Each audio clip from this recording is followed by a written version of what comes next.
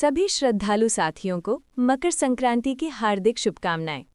मकर संक्रांति वो पावन पर्व है जब सूर्यदेव धनु राशि से निकलकर मकर राशि में प्रवेश करते हैं। इस दिन से उत्तरायण का आरंभ होता है, जिसे देवताओं का दिन कहा गया है। शास्त्रों में वर्णित है कि मकर संक्रांति के दिन स्नान, दान, जप, तप और कथा श्रवण से विशेष पुण्य की प्राप्ति होती है।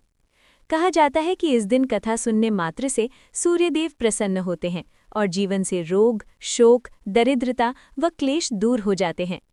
प्रिय साथियों, इस पावन अवसर पर मैं आपको सुनाने जा रहा हूँ एक ऐसी कथा जो केवल एक गांव की नहीं बल्कि हर उस घर की है जहां अहंकार ने प्रेम पर पर्दा डाल दिया हो। ये कथा है प्रेमनगर नामक एक गांव की। नाम में प्रेम था, पर गांव के एक घर में वर्षों से मौन और पीड़ा का वास था। प्रेमनगर नदी के किनारे बसा एक शांत और समृद्ध गांव था। चारों ओर लहलहाते खेत, मंदिरों की घंटियां और लोगों के चेहरों पर सरलता झलकती थी। पर इसी गांव में रहते थे हरिदत्त और उनका पुत्र सुमन, एक ही छत के नीचे रहते हुए भी वर्षों से एक दूसरे से दूर। हरिदत्त गांव के सम्मानित बुजुर्ग थे, उम्र लगभग 65 वर्ष।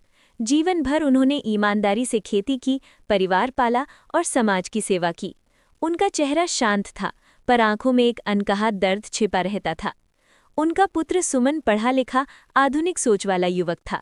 शहर से पढ़ाई कर लौटा था और गांव में कुछ नया करना चाहता था, पर पीढ़ियों के सोच के अंतर ने पिता पुत्र के बीच दीवार खड़ी कर दी थी। 3 वर्ष पहले की बात है। सुमन गांव में जैविक खेती और नई तकनीक लाना चाहता था। उसने अपने पिता को समझाने की कोशिश की, पर हरिदत्त परंपराओं से बंधे थे। बेटा, जो हमारे बाप दादाओं ने किया वही सबसे सही है, हरिदत्त ने कहा था। सुमन को ये बात चुभ गई। उसे लगा कि उसके विचारों का अपमान हुआ है। उसी दिन तीखे शब्द बोले गए, आवाजें ऊंची हुईं और रिश्तों में दरार पड़ गई। सुमन अलग घर में रहने लगा। पिता पुत्र एक ही गांव में रहते हुए भी अजनबी बन गए। हरिदत्त हर सुबह मंदिर जाते, सूर्यदेव को जल अर्पित करते और मन ही मन बेटे के लिए प्रार्थना करते। सुमन भी भीतर ही भीतर टूटता रहता, पर उसका अहंकार उसे झुकने नहीं देता।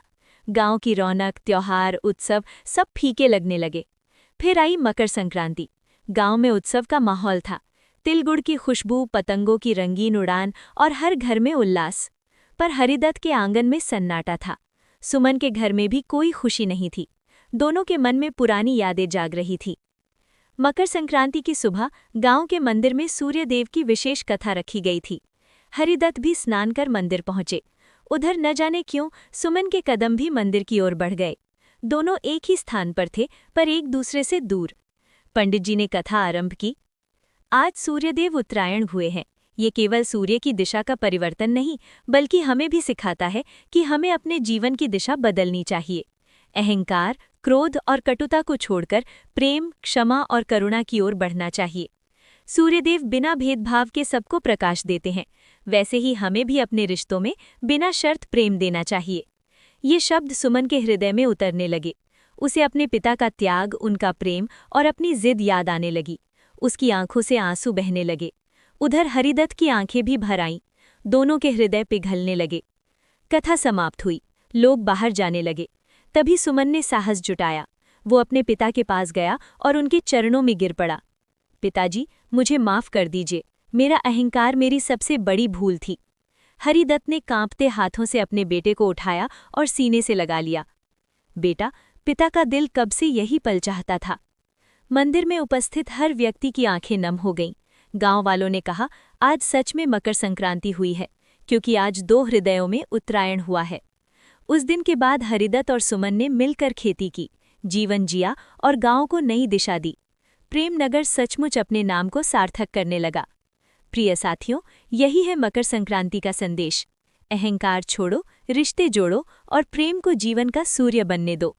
भगवान सूर्यदेव आप